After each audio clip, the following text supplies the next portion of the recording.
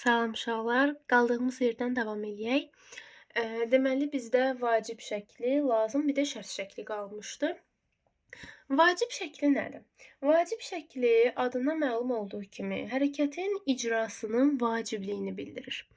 Feilin kökünə ya da başlanğıcda malı şəkilçisinin qoşulması ilə düzəlir. Nümunəsinə də baxsaq, baxın, mən getməliyəm. Sən getməlisən, o getməlidir, biz getməliyik, siz getməli. Oy, burada səhvli olub bir dəqiqə. Siz getməlisiniz olmalıydı. Bunu böyüdüm. Getməli. Deməli, siniz. Siniz. Getməlisiniz.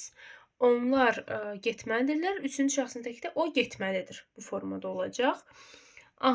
Təbii ki, bilirik, feilin şəkilləri qrammatikdir. Burada da gördüyünüz kimi hamısında feilin şəklini artırdıq, sonra da şəxs sonluğumuzu da artırdıq. Heç bir problem yaşamadıq.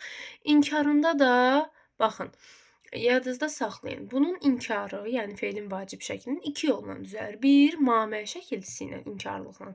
Bir də ki, deyil sözü ilə. Getməli deyilən bir ola bilər.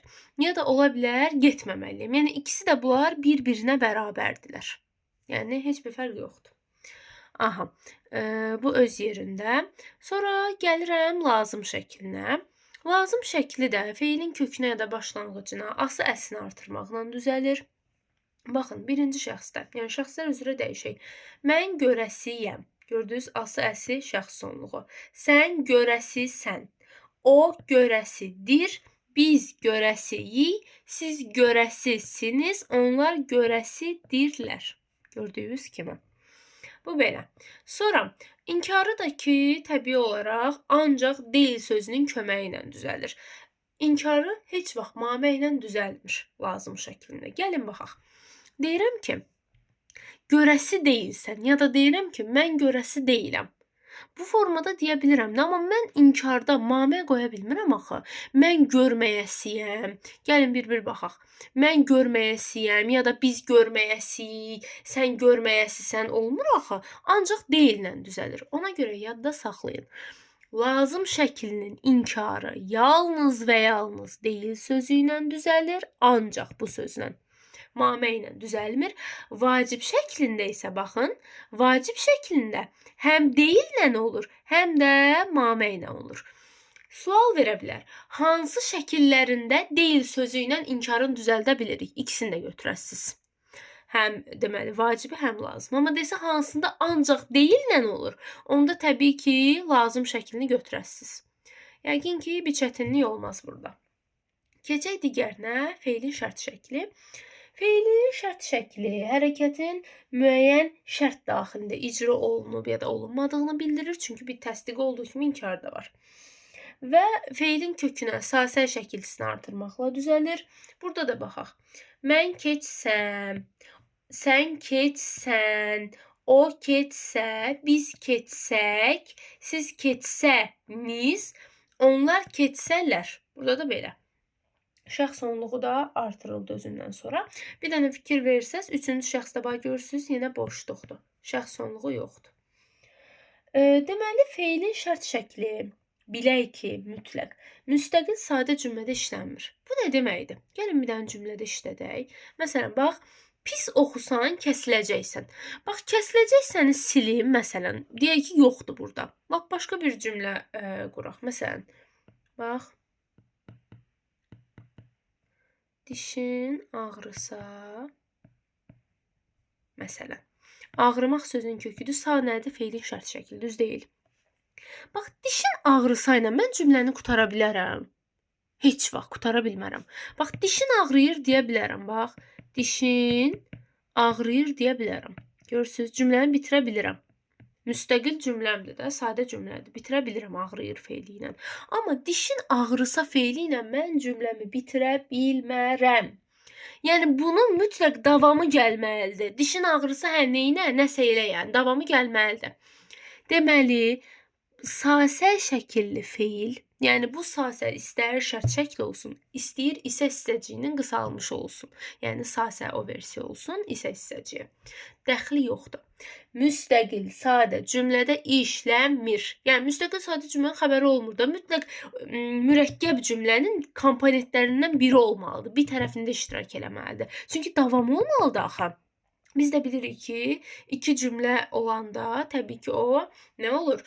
Olur mürəkkəb cümlə. Məsələn, pis oxusan, mən bura bir dənə nə artırım? Başqa rəngdə artırım, rahat görün.